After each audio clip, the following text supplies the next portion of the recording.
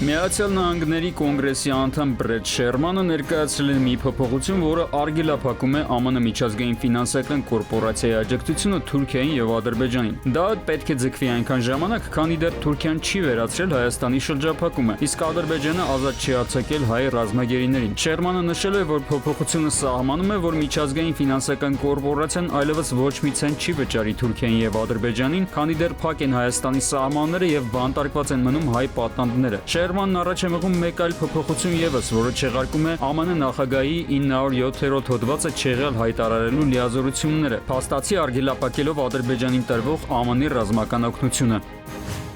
Հայաստանի հակակոռուպցիոն կոմիտեն բացահայտել է կաշառքի ու պաշտոնեական չարաշահումների դեպք Հայաստանի պետեկամուտների կոմիտեում։ Հարկային գլխավոր տեսուչը ստուգումների ընթացքում կաշառք է ստացել բետոնի արտադրությամբ զբաղվող անհատ ձեռնարկատիրոջից իր ընկերությունում առանց պայմանագրի աշխատողների փաստը չարձանագրելու համար։ Պետ գլխավոր տեսուչը երկու այլ տեսուչների հետ կազմել են կեղծ փաստաթուղթ, որտեղ աշխատողները ներկայացվել են որպես պայմանագրով գրանցված։ Արդյունքում պետությունը զրկվել է շուրջ 1.5 միլիոն դրամ տուգանքի գումարից։ 3 պաշտոնյաներին մեղադրանք է առաջադրվել կաշառք ստանալու, լիազորությունների չարաշահման եւ պաշտոնեական կեղծիքի համար։ Գլխավոր տեսուչը կալանավորվել է։ Մեղադրանք է ներկայացվել նաեւ կաշառք տված տնտեսվարողին։ Քրեական վարույթը ավարտվել է եւ ուղարկվել է դատախազին դատարան ներկայացնելու համար։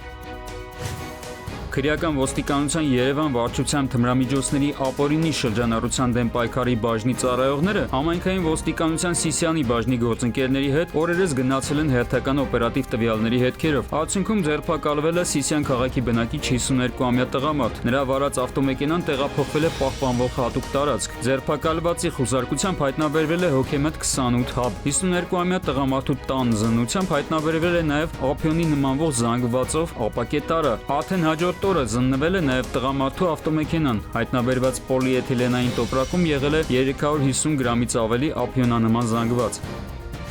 Կենդանիների դիմակահանդես շքերթ Արևորդի 13-րդ միջազգային բնապահպանական փառատոնի շրջանակներում սեպտեմբերի 28-ին։ Շքերթին կմասնակցեն 400-ից 500 դպրոցահասակ երեխաներ։ Նրանք հագնելու են վտանգված եւ կարմիր գրքյան տարբեր կենդանատեսակների հագուստներ եւ ունենալու են բնապահպանական կոչերով ցուցանակներ։ Շքերթի անցկացման համար նախատեսված ուղին ժամանակավորապես փակ է լինելու երթևեկության համար։